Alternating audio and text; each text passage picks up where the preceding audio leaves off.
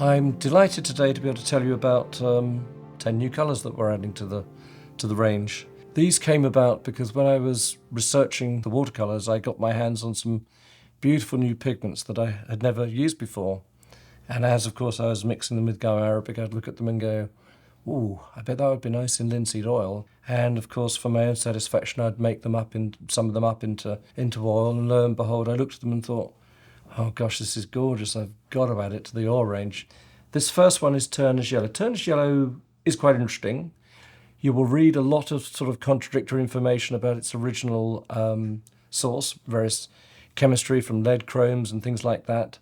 The main thing is that the original Turner's Yellow wasn't really considered light fast enough. Today, when we refer to a Turner's Yellow, it's a completely modern pigment which has got some great credentials, light fastness and handling qualities. It's just beautiful for both landscapes and sort of flesh tones. It does what it's meant to do. It's very opaque, high covering. I wouldn't call it transparent. It's sort of semi-transparent when you work it really thinly.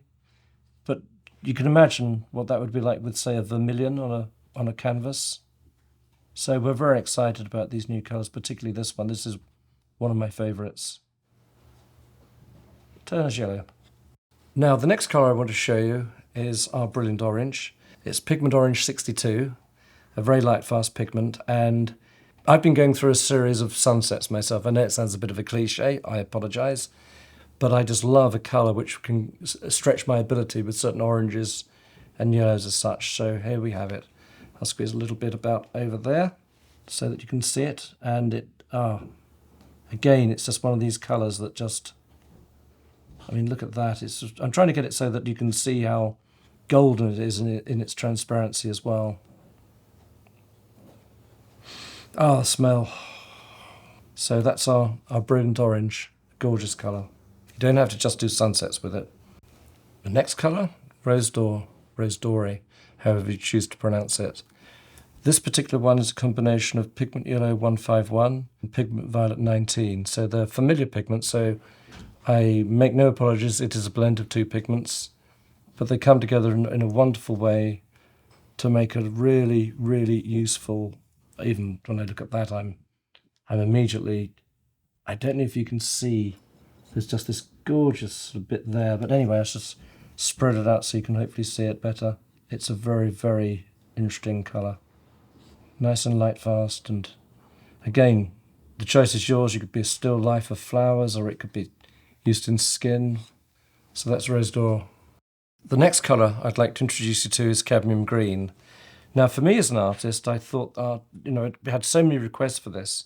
My first inclination was to accuse artists of being a little bit lazy, because this, of course, is something that you can mix for your own use with either viridian oxide or chromium. But when I blended it together and ground those two pigments together, I started to see what could be achieved, and it was quite a surprise because the paint is so much more vivid than I was expecting.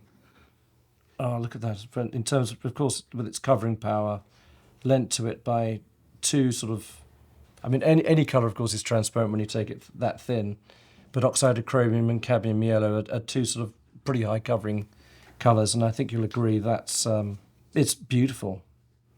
So there we are, we're finally adding to the range. So the enthusiast for Cadmium Green, you'll be getting what you want. Thank you. The next colour I'd like to introduce you to is Phthalo Blue Red Shade. Now, it might sound a little strange that we describe a blue as red shade, but if you saw it next to a green shade blue, you'll see what I'm talking about. It comes from a family of phthalocyanine pigments, chlorinated coppers, which have fantastic light fastness and versatility. And as I say, this is a red shade blue, and deep, inky. You can almost see a nocturne straight away coming out of that. And I wish you could smell it. I mean, it's just gorgeous. I should really taste it, but there, beautiful. Deep, inky, red shade blue. We have here our Lavender. It's a beautiful blend of several pigments, primarily ultramarine blue and titaniums. And it does what it says. It just has a wonderful convenience mixture of several pigments there. Anything from landscapes to whatever you choose. It's just got another nice buttery texture to it. I'm trying to get it to cover there so you can see its covering power.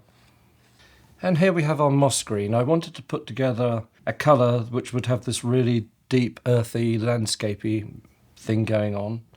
This is a combination of 3 pigments: pigment yellow 150, pigment blue 29, and pigment red 209. And this, oh, look at that. Immediately I'm just sort of stunned by, every time I look at my colours, and I suppose this is good, I have that reaction, because I just always have that wow moment where I look out, I squeeze out and I just think, oh, I want to go and paint. Can you see that? It's just got this beautiful, mossy green. It's almost sort of got this golden undertone here, and I hope you can all see that. I'm just imagining what you could do with it next to a red or a magenta, or just a beautiful colour. And now we have Wisteria. Sort of, it says on the tube what it is and colour and so on like that. Another beautiful, vivid violet.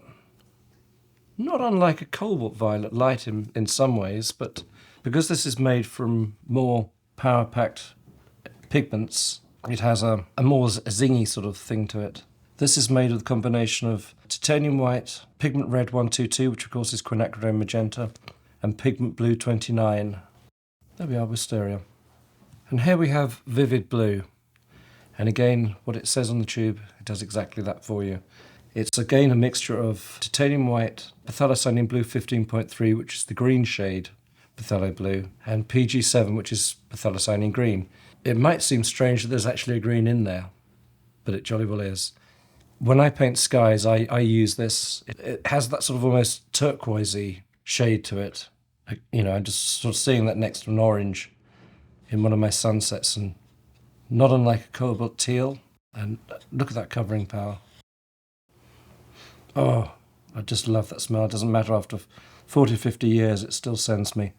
40, 50 years painting, that is. I'm clearly older than 40. Vivid blue. The final colour of this launch of 10 is our neutral grey N7. It's a combination again of titanium white, pigment black 9, and pigment brown 6. So that's ivory and an umber effectively. But it just gives you a really nice neutral grey. Now, just to explain, the N7 is, I'm told, it's the equivalent to a Munsell scale grey. It does what it's meant to do. It's a neutral grey which can help control mixing when colours can be a bit extreme. It'll look very dark here because it's considerably darker than the paper. But again, a really nice buttery addition. And what you decide to do with it, of course, is totally of your own volition. There. I think you'll enjoy that.